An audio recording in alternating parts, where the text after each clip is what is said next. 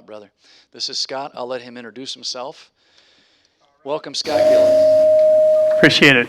Hey, a lot of people don't even know who Creation Ministries are, so I'm going to go ahead and tell you about that. We actually literally are international in that we have offices in 7 countries on 5 continents. We were founded 40 years ago. We speak in over 1,000 churches worldwide, and we employ more PhD scientists than any ministry in the world. Maybe a little impressive, I don't know, but I want to let you know that that's not what we're about. It's really not science, and let me explain what I mean by that. How many of you, when you've been out sharing your faith, have had people challenge you with questions like this? Well, what about dinosaurs? How did all those animals fit on the ark? And hasn't science proven that evolution is a fact? And did God really create in 6 days, or was it millions of years? What about ape men? What about carbon dating? Where did all the races come from? And why does a loving God allow death and suffering? Now, would you do me a favor? If you've been challenged with questions like that, would you put your hand in the air and now look around the room? Okay, that's why our ministry is here, is in order to give you resources and information that will answer questions like those so that you're equipped to defend your faith in the Word of God. And you can find those answers on our website. And our website address is kind of hard to remember, so we're going to do a little science this morning. Is that okay? I don't know if you knew this, but scientists have proven that if you say something audibly out loud with your mouth, you're more apt to have it imprinted into your brain. Did you guys know that? So would you all join me together in saying this, please? Creation.com. Now, can you remember that? Well, if you were to go there today, you'd find over 13,000 articles written by our scientists and professionals over the last 40 years, answering those and many more questions. For example, you guys know this fellow. We got some tragic news a number of years ago. What happened? He died, and how did he die? A stingray stung him in the heart. So people wrote into our ministry and challenged us by saying, oh yeah? Well, why would a loving God create stingrays that can kill? Ha, gotcha. But you know what? There is a biblical and scientific answer to that. So we, in response to those news articles, wrote this article, and in only 10 days, it became our most visited article ever. And the reason that was true is because believers like you were forwarding it on to their family and friends, showing them that there are answers to their questions. And aren't those questions in the news all the time, like talking about the latest dinosaur discovery that proves evolution, or perhaps that missing link between ape and men? Have you guys seen those articles? They're there all the time. Well, chances are we're writing an article that's going to help you answer those questions. So if you guys want to be part of our ministry of spreading this information, I'd like to invite everyone here to sign up for our free email newsletter. Only comes out about once a week, so we're not going to be spamming you, but we're going to keep you up to date on the latest news in the creation and evolution issue. So if my volunteers, if you guys would do me a favor, if you would pass those out now, just all we need is a name and email address, and then pass it on back so that everybody gets a chance to be equipped in this way. But how many people here know that kids hear about evolution about 24/7? Am I right? Because it's not just in school. Okay? It's in almost everything. Feature films, Saturday morning cartoons. Almost everywhere we go, we find a foundational belief that evolution is a fact. And we need to be equipped with information like that. So I hope you can understand why it's important to be equipped. And so everybody, to remember that, what is the website again? All right, let's go ahead and get going with the presentation. Now, I'm actually from California, so I hope you don't hold that against me. But I'm not a native of California. You see, I moved there. I married a California bride and came into that state, but I needed to adapt to my culture, right? Like any good organism should. All right, and so to prove to you that I did so, here's me catching a wicked 12-inch wave. And luckily, I have a graphic artist that works for me that makes me look a little bit more macho than I actually am. But I would like to introduce you to my friend Sammy. Now, Sammy is a native Californian. He loves to surf. He loves the beach. But get this, he's also a professional California beach lifeguard. Now, a number of years ago, he was assigned to Pismo Beach.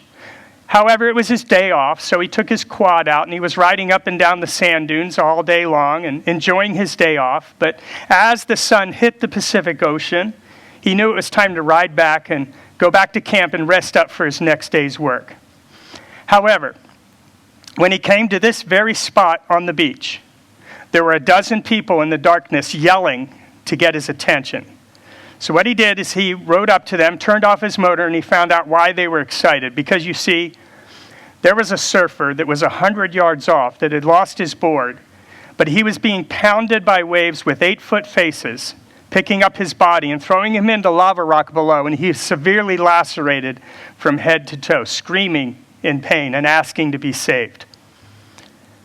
So what Sammy did is he took off his helmet and his boots and those things that would weigh him down without any flotation devices. He was able to find a rip current, went out to that man, and he brought him to shore and actually saved his life. But let me ask you guys a question this morning. Why did he do it while those 12 people just stood there and watched? Somebody tell me why. You see, he was equipped and trained. He knew how to navigate those waves and get out to those while those others didn't. And you know, I think our culture is kind of like that surf.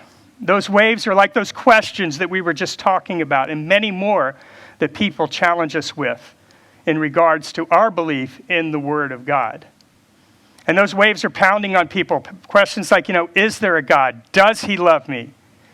And is the Bible true? And am I right that on that last question, most people hear a resounding no, because science has proven evolution to be true. And if that's the case, they're saying that the origin story in Genesis can't be true. And if it's not true there, maybe it's not true anywhere. Isn't that kind of a reflection of the culture that we live in right now? So I want to start out with an important question for all of us today, and that is, are you willing to equip and train yourself with the answers to those tough questions that people are asking? Not just in our neighborhoods and in our workplaces, but what about our own children and grandchildren? So that we can be the one that dives in and rescues the perishing, while perhaps others just stand by and watch. Now, 1 Peter says, always be prepared to give an answer to everyone who asks you, to give the reason for the hope that you have. Now, does this sound like a suggestion or a command? It's a command for every believer. And by the way, this word answer comes from a Greek word, apologian, which is a Greek word that was used in the courts of law in order to describe a reasoned, rational, and logical defense that an attorney would use in order to defend his client or perhaps prosecute the accused.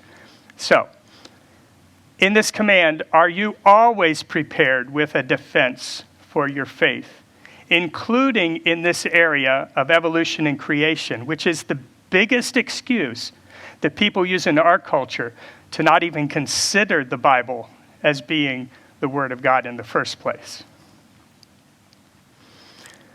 Now, a lot of people think that the evolution issue is kind of a side issue, but I'm hoping to convince you that it's important not only to our own faith, but to the salvation of those people that God has brought into our lives, in our neighborhoods, in our schools, and in our own homes, to show them that the Bible really is true. Now, speaking of the Bible, is there any science in the Bible?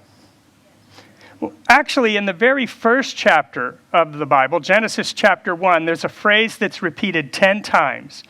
It says that God created plants and animals to reproduce after their, what? Kind. Now, that basically means that dogs give birth to dogs, pigs give birth to pigs, and a corn kernel brings us corn plants. And you guys know that's true. That happens here in Arizona too, right? But what most people hear is that over millions and millions and millions of years, through the process of natural selection and random mutations, that one kind of creature can change into a completely different kind of creature over millions of years. Now, do you see the difference between these two worldviews? And you know what? Our kids see the difference. If they're in school, the teacher might be saying something along the lines, that science has proven evolution in millions of years.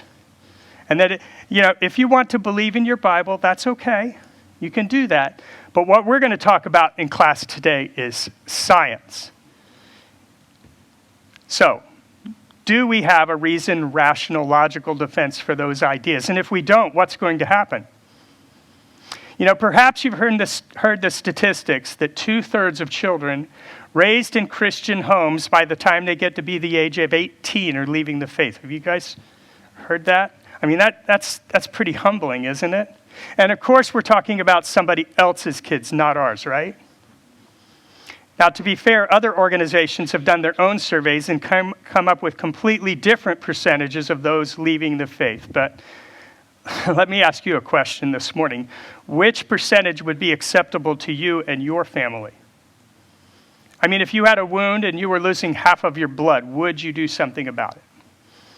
And yet, if these statistics are true, there's some bleeding going on. We actually went onto college campuses here in the United States and made a little mini documentary where we interviewed students that had regularly attended church in the past. That was our first question. We only interviewed them. And we asked them, had you heard any evidence that supports the biblical account of creation? Okay?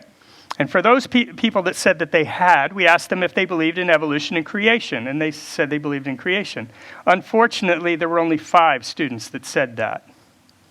The dozens, the vast majority, said that they believed evolution and that they had never been given any information about how science supports the biblical account. So I hope you can see why it's important for all of us to have a defense for our faith. Jesus himself, he said, I have spoken to you of earthly things and you do not believe.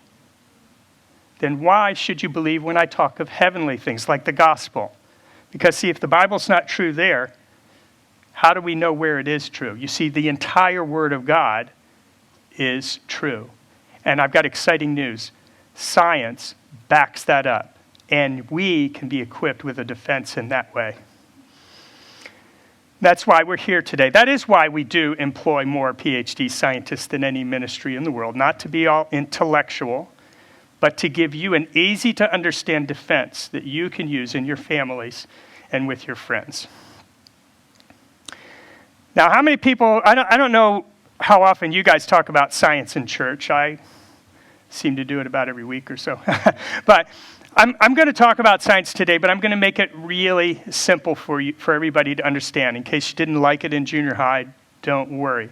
But I also need you to make sure you understand this, is that the term science is really misunderstood often.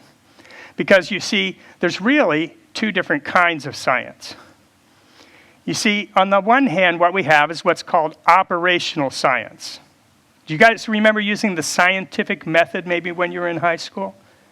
Where you developed a hypothesis, you performed an experiment, you make observations, you record data, and you could repeat it. You guys remember using the scientific method. It's something that was done right in the present, maybe right in the laboratory, right before your eyes. I mean, for instance, we could test the law of gravity, couldn't we? We could go into the laboratory and we could make observations, we could repeat it, and we could observe those things happening. And you see, operational science is the kind of science that brings us great inventions and discoveries like being able to go to the moon or even medical advances that benefit us all.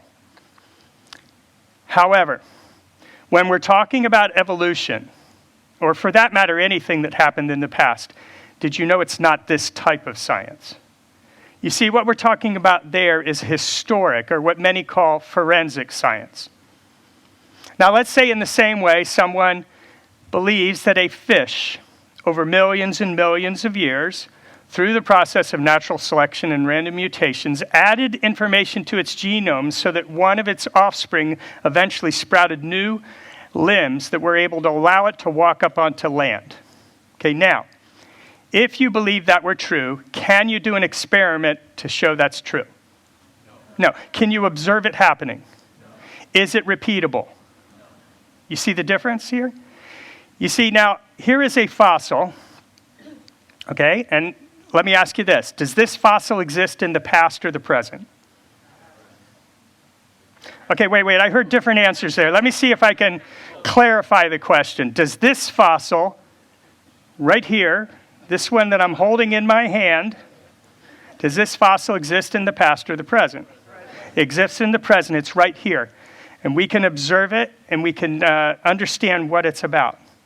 Okay? We don't have a time machine that would allow us to go back and tell us how it was formed, what kind of things that this fish ate, or how it lived. You see, when we dig up fossils, does it come with a label on it that tells us how old it is? No, what we have to do is we have to take the evidence that's available with us in the present, and we paint a picture of what happened in the past, because, you see, the evidence does not speak for itself. No, it doesn't, okay? Now, with a show of hands, let's kind of do a little vote, and that is who has the most evidence, evolution or creation? How many people say creation has the most evidence? Okay? How many people say evolution has the most evidence? All right. Can I ask you a follow-up question? When scientists around the world, in different worldviews, are taking a look at the evidence, like fossils, paleontologists do that, okay? Do the creation paleontologists and the evolutionary paleontologists, do they have the same or different evidence to observe in the present? Same. And when an astronomer might be looking up into the heavens in his telescope, and he's observing galaxies and that kind of thing, do the creation scientist or the evolutionary scientist, do they have the same or different evidence to observe in the present? So let me ask you the question again. Who has the most evidence, evolution or creation? Okay. You guys got to understand that it's the same evidence. You know, historic science is like that television show, CSI. And I don't know if Pastor Jim allows you to watch such programs, but just in case you haven't seen them, okay, there are scientists that are looking up facts and evidence about a crime that happened in the past, and they're presenting it in the courtroom, and two opposing attorneys present these facts and evidence. But did you notice each of them have a different interpretation of the exact same evidence? See, one attorney is saying, ladies and gentlemen of the jury, you've seen the evidence before your very eyes. Obviously, you see that my client was innocent. And yet the other attorney is saying, ladies and gentlemen of the jury, I don't know what facts and evidence he's talking about, because obviously he's guilty. And this one's saying, no, wait. Did you notice he's misinterpreting the evidence? And this one's saying, I'm not misinterpreting, he is. Same evidence, same facts, two interpretations, but it's up to the jury to determine which one makes the most sense. But in this case, in the creation and evolution debate, am I right that most people have only heard one side of the story, right? And when it comes to your coworkers, your neighbors, even your own children and grandchildren, who will tell them the other side of the story? All right, well, we're going to take a brief look at a little bit of evidence that makes sense of the historical account of the Bible. And I'm going to start out with an icon of millions of years of evolutionary time, namely the Grand Canyon, which gives me an excellent opportunity to slip in a family vacation shot. But if you were to go to the Grand Canyon, you guys are awfully close, probably, I would imagine most of you would be there, you would be told that those layers took millions of years to form and millions of years to erode, correct? And indeed, when we look at the process of sedimentation, what we observe in the present is that is a very slow process. Those layers in the present form very slowly. So, if what happens in the present is what always happened in the past, then I would grant you it had to have taken millions of years. However, did you know that the evidence that these massive layers were laid down quickly by water? And where do we find massive layers like this? I mean, the Grand Canyon to be sure, but anywhere else? Actually, no matter where you go in the world, if you start digging, you're likely to find massive sedimentary layers going down. And they'll interpret them to be millions of years old. And guess what we find inside those layers? fossils. So let me ask you a question this morning. Can you think of any historical event recorded in the Bible that might explain massive sedimentary layers laid down by water, including the evidence of dead things covering the entire planet? Does anything come to mind? And you know what? I had a young man come up to me and he said, "You've got to be kidding. You call yourself scientific, yet you believe the Bible's account of a worldwide flood? Because you know what? There's not enough water to do that." Gotcha. So how do you answer a question like that? I get a little excited. I can show them things like this. You know, perhaps you remember from junior high school that 70% of our planet is covered by oceans, and they are extremely deep. In fact, did you know this, that if you were able to push all of the mountains and the continents down and raise the ocean basins up and make our planet like a perfect sphere, just like a basketball, did you know that there would be almost 2 miles of water covering this planet with just the water that's in the ocean basins today? Now, does that sound like enough water for a cataclysmic flood like the Bible tells us? And you know what? It's even more exciting than that. Because you see, in the sedimentary layers of the highest mountains in the world, including Mount Everest, we find fossilized marine invertebrates, clams and crabs. We know where they live, right? Indicating that these layers at the top of the highest mountains in the world were one time underneath the oceans, just like God's word has been telling us all along. Ladies and gentlemen of the jury, the evidence supports the true account of the Bible. And speaking of those massive layers taking millions of years, how about this? Here's 24 feet of thousands of fine layers of rock. Now, did these take millions of years? Or at least thousands, you might think. Well, actually, no. In this case, these layers were laid down in 3 hours. Right after the eruption of Mount St. Helens, which made a little impact on me since I was 63 miles from the volcano when it erupted. And this is just a little bit of the ash that was 3 inches thick in my parents' front yard. Also an excellent opportunity to slip in yet another family vacation shot. But if you were to take a vacation up to Mount St. Helens today, you would encounter this canyon. Now, this canyon is huge. It's 1/40th the scale of the Grand Canyon. But it has many of the same types of details. And if you weren't there to see it form, you might assume that that little bitty river took a really long time to road through those layers of rock, but you would actually be wrong. Because you see, this canyon was formed in only one day. March 19th, 1982, after a flow came through here at highway speed, cutting through the then soft layers, which later turned to stone, only maybe a decade later.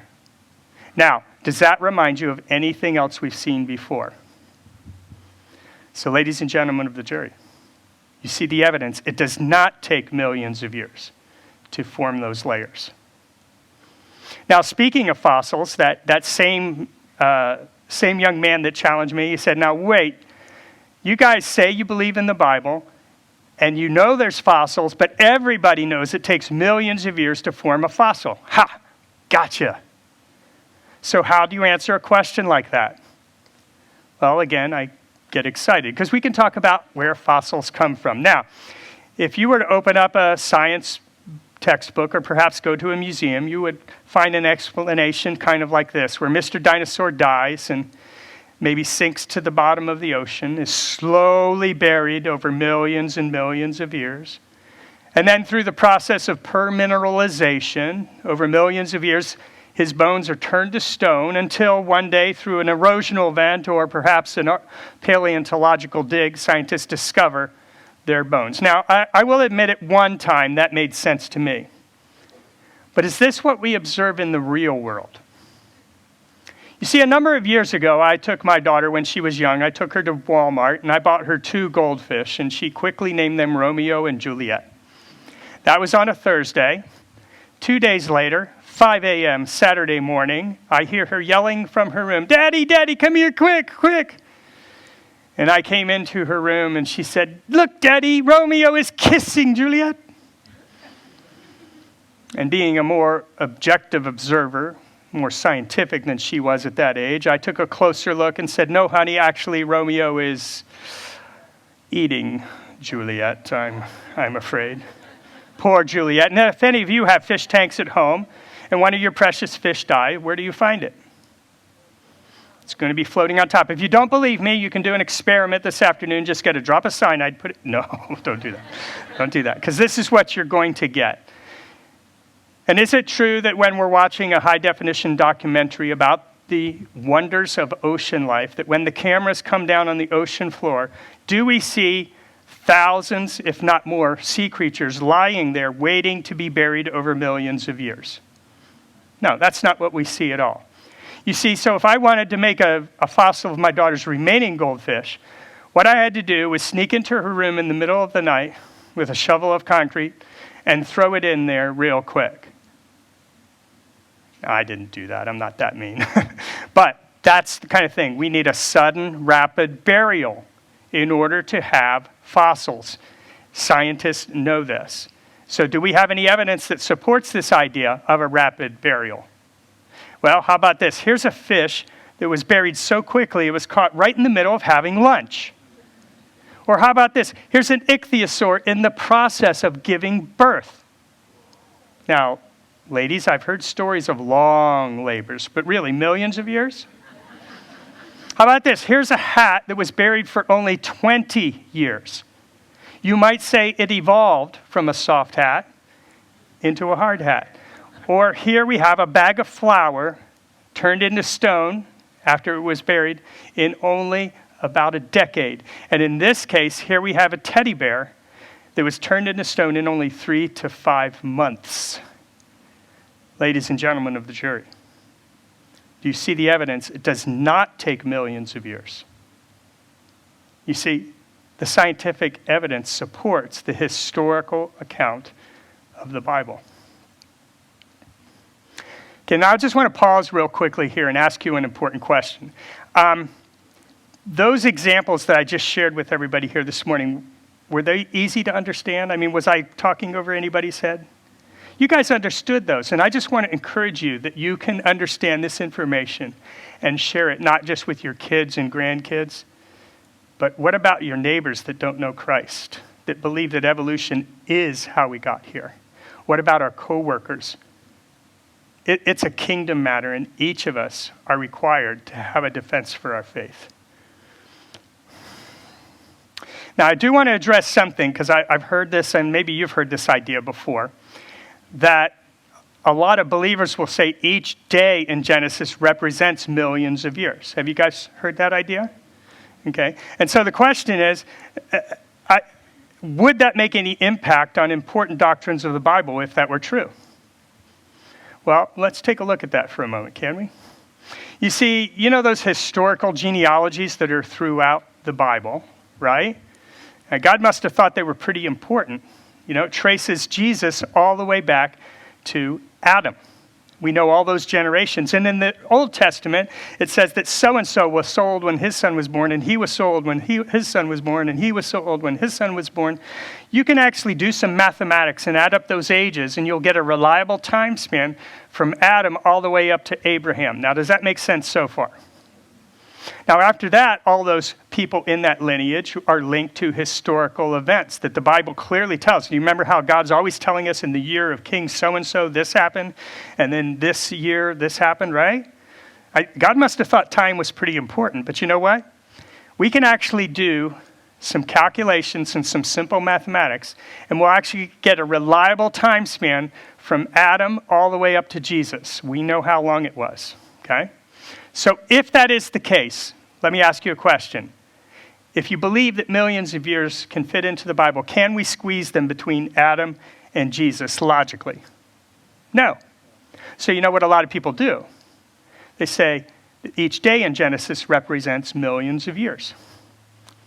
But I want to give you an idea here to let you know that if you do believe that, you've got a massive theological problem. And I'm holding it in my hand right here. Because, see, if those millions of years that scientists tell us that those layers took contain evidence of dead things, and if it's before Adam, that means we have death before the fall, death before sin. Now, does it sound like we might be touching on an important doctrine? Let's take a look at this even a little further. You see, in the last verse of Genesis chapter 1, God said, he said his creation was good, but this time, the seventh time, he said it was what? Very good. So what does a very good world look like? Well, check this out. You see, just a couple verses earlier, God said that I give you plants for food. So not to disappoint anyone here, but that means in the beginning, there was no barbecue. But notice in the next verse, he gives the animals the same command. He said, I give you plants for food. So if we're taking the Bible as it's plainly written, both men and animal were what? Vegetarian, which, by the way, comes from an ancient Hebrew term that means bad hunter. No, I'm just kidding. In case you're feeling guilty because you had a hamburger last night, which I actually did, in case you feel guilty, I want to let you know later on, God said, just as I gave you green plants for food, I now give you everything for food, which some people use as biblical justification to eat things like this. And if you didn't get the joke, ask the person that laughed next to you. But you've got to understand, in a very good world, okay, there was no sin. There was no death. You see, it was a perfect paradise. We were created to live in communion with our Creator. And there was no death. But everybody knows right now that we don't live in a world like that anymore, am I right? That's because something went terribly wrong. You see, God gave man a command. He said that when you eat of the tree of the knowledge of good and evil, you will surely, what? Die. And when Adam did that, death was brought into the world. And we still live in a world like that, where there is disease, cancer, and death. And you know what, folks? When we look at the fossil record, it is preserved in those layers that many scientists tell us took millions of years. What we find in there is causes of death, including cancer. So when God said it was a very good world, does anybody here think cancer's good? Disease? No. Now, it's kind of tough for us to understand this concept, but in that original creation, it was a perfect paradise. It's the bookends of the Bible. At the beginning, God created the heavens and the earth and everything that's in them. It was a perfect paradise. There was no death. There was no sorrow. There was no pain. When man sinned, because we worship not only a loving God, but also a just God, death came into the world. And the penalty for sin is death. Yet God, in his mercy and grace and love, sent a rescue mission, didn't he? He sent his son, Jesus Christ, who became the Lamb of God, who paid the price for our sin, so that in the future, you guys heard about this, in the future, there's going to be a new heavens and a new earth. Have you read about that? And guess what? There's going to be no more sorrow, no more death, no more pain. And if we say that God created a place that wasn't a perfect paradise, how can we understand that God will create a new place like that? Do you see how important and how that affects doctrine? And if you don't believe me that evolution and millions of years affect biblical doctrine, how about this guy? He's an atheist, and in a debate with a Christian, he said the following. He said, the most devastating thing, though, that biology did to Christianity was the discovery of biological evolution. He said, now that we know that Adam and Eve were never real people, the central myth of Christianity, it's destroyed. He said, if there never was an Adam and Eve, which he believes is true because he believes in evolution, then there never was original sin. And if there never was an original sin, then there's no need of salvation. And guess what? If there's no need of salvation, then there's no need of a Savior. And I submit that puts Jesus, historical or otherwise, into the ranks of the unemployed. I believe evolution is absolutely the death knell of Christianity. And you know what? He's right. If evolution is true, the Bible can't be. He's wrong about a lot of stuff, but he is right that that's the case. So I hope you can see why we need. And a lot of people say, the millions of years, it's not that important. I mean, we shouldn't cause division in the church over something like that. But can I share something that someone said that caused a really big division in the church? And this is what he said. He said, when Moses writes that God created heaven and earth and whatever is in them in 6 days, if you cannot understand how this could have been done in 6 days, then please grant the Holy Spirit the honor of being more learned than you are. For you are to deal with Scripture in such a way that you bear in mind that God himself says what is written, but since God is speaking, it is not fitting for you wantonly to turn his word in the direction you wish to go. Now, the nature of our culture might be better stated by a more modern theologian you might be familiar with. And he said they, meaning the church, the believers, used to hang the whole thing on one hook. If you don't do these things, if you don't act morally, then you're going to burn in hell. But listen to what he said next. He said, unfortunately, with what we know about science, anyone who thinks at all probably doesn't believe in that fire and brimstone stuff anymore. So organized religion, you have lost that voice to hold up your moral hand.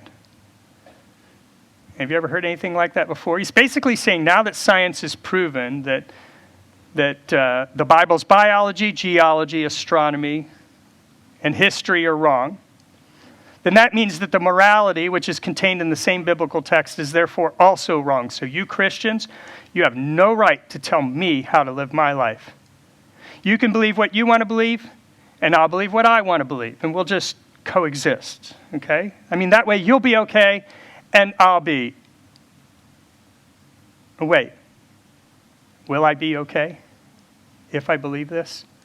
So I hope you can see how this represents the worldview that's in our world. And we, as believers, are commanded to demolish any arguments that are set up against people knowing the true Creator, the knowledge of our Creator, God and his Son, Jesus Christ. So I know we've only been able to cover a few topics today. There's so many more. And I know that when I was younger, I would come up and ask questions about dinosaurs and about carbon dating and about sedimentary layers in millions of years. And the answer I usually got was, I'm not sure about that, but just believe. But is that really obeying this command? So I hope you don't mind me being very practical here. How many people here have maybe unsaved family members or coworkers or people in our neighborhoods that we want to reach with the truth? And if you've ever been sharing your faith with people, just like you said earlier, you've had people challenge you with questions. And I want to let you know that the evolution creation issue is foundational to why the majority of people say they're not even going to consider the Bible. They're not even going to consider coming over the threshold of a church on a Sunday morning because they think we're a little goofy for believing fairy tales. They may not say that to your face, but in essence, they're going to say science wins. Bible, no. And yet we're called to share the gospel with those people that God has brought into our lives. How many people know that there's a battle going on for their souls right now? And if that's the case, should we go into battle unarmed? We need to have those answers. And I know for me, I remember about 10% of sermons for 10 minutes. It's gone. I know that's not true with Pastor Jim. But let me ask you a question. I noticed that you guys record the messages. If you watch a message a second and a third time, you're more likely to understand the principles, right? Right? So please know that I'm being practical right now. As many of you saw, we do have some resources here, okay? We didn't bring them because, we don't actually charge to come to churches, and we don't make money off of these. We do have to charge for the production quality, but that's not why we do it. The people that donate to our ministry allow us to be able to fly around the world and do over 1,000 churches worldwide. But I do want to point out one particular resource where we've gotten testimonies of people coming to know Christ more than any other one, and that's Creation Magazine. Now, it's been around for 40 years. It goes out to 110 countries. It's the most read publication of its kind in the world. It comes out quarterly, 56 pages long. but there's no advertising. And I don't know if you guys get magazines at home, but if you took all the advertising, would there be 56 pages left? But what's left in here is just information that you can use to equip yourself in your faith, but also to share with your children and grandchildren, to bring up a conversation in the workplace, to maybe a neighbor as you develop a relationship with them to help them out. So just as a little incentive, if you do subscribe today, I want to tell you a little about it. You'll get your first issue to take with you and read this afternoon. You'll also get a newsletter every month, and then every quarter you will receive the magazine. Plus, you'll get a digital copy up to 5 devices that you can use, so everybody in your family can have their own copy on their iPad or phone or what have you. So that if you get a 1-year subscription, you get the magazine, but if you do a 2-year, you'll also get 2 videos. This is an award-winning documentary that you'll be able to show with other people that goes through Darwin's life and shows what he did and ask the question, if Darwin were alive today, would he have come up with the same conclusion with all the evidence that we know about biology today? As well as that little documentary that I told you, you can hear these students in their own words tell you why they left or remain in the faith, and will give you answers to their questions. So, as we spread these around, just decide if you want the 1 or 2 year. And do me a favor and let everybody just pass those back so you can get those. And guys, if you could distribute those now. And while those are going around, I'm going to give you 2 examples of information that that you can read that's like in the magazine that you can share. But I'm going to give you 2 snippets. How many people here have heard that carbon dating proves evolution in millions of years? Right? Well, I want to give you just an example. When a scientist sent a sample of a volcanic lava dome into a potassium-argon dating lab, and they tested the whole rock, and they got an age of 350,000 years. Then they extracted a mineral from that sample, and this time they got 900,000 years. And they took out another mineral, and this time it was 1.7 to 2.8 million years. Now, guys, it was the same sample sent to the same potassium-argon dating lab using the same mass spectrometer and the same scientists, but they got all these different dates. So which one do you guys think is right? Actually, you are correct. None of them. This is the actual age of that sample, because it was taken from the Mount St. Helens volcanic lava dome, and we knew exactly what year it was formed. So here's the question. If we get dates of rocks when we don't know the age that are completely wrong, does that bring into question the dates of rocks when we don't know the age? And then one more thing. We're going to talk about dinosaurs tonight. In fact, if you do come back tonight, especially if you're a young one, you might get a treat, and that is probably the only time in your life you'll ever be able to touch an actual, literal, fossilized dinosaur egg. I'll have this with me, and we can go around, and you guys can do it, because they don't let you do that in the museums, but tonight you'll be able to do that. But did you know that they found red blood cells in dinosaur bones? I want you to think about that for a moment. Dr. Mary Schweitzer, when she discovered this, she said, "I got goosebumps. It was exactly like looking at a slice of modern bone, but of course, I couldn't believe it. I said to the lab technician, these bones, after all, they are 65 million years old. I know that to be a fact. How could blood cells survive that long?"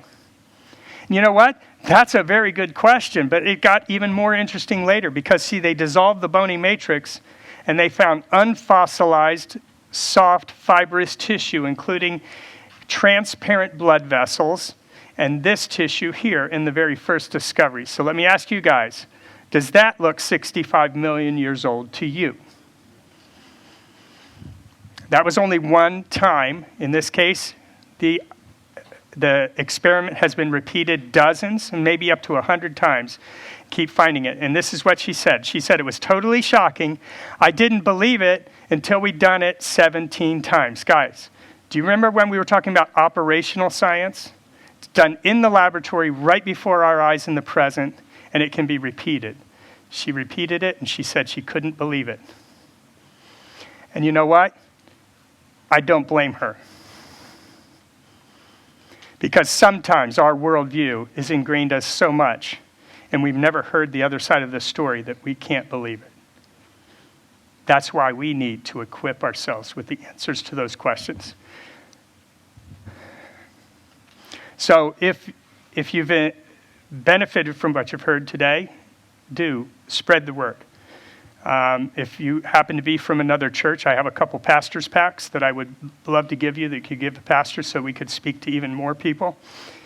As well as, you guys remember the website, which is what? Okay, well, besides the magazine, I'm going to highlight just two things that are on the table. One is the starter pack. If you're kind of new to this is a great way.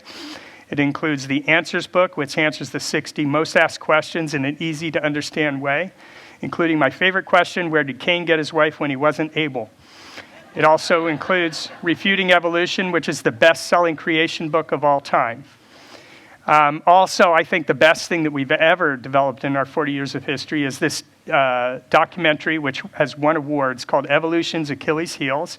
Also has an accompanying book. If you want to dig deep and find out how evolution can't be true, or if you have a friend that believes evolution is true and you want to convince them otherwise, this movie could do the trick. And if you guys want to maybe have a Sunday school class, this is a 12-part, or maybe even small groups, a 12-part study that you can use with videos. You can go ahead and do that kind of thing. But see, information like this didn't even exist 20 years ago. And I think right now is an exciting time to be a Christian. But I'd like to conclude today by asking you the same question that we started with today, and that is, are you willing to equip and train yourself with the answers to the tough questions that people are asking, so that you can be the one that dives in and rescues the perishing while perhaps others stand by and watch, so that you can fulfill this command to always be prepared to give an answer to everyone who asks you, to give the reason for the hope that you have. All right? Well, thank you very much.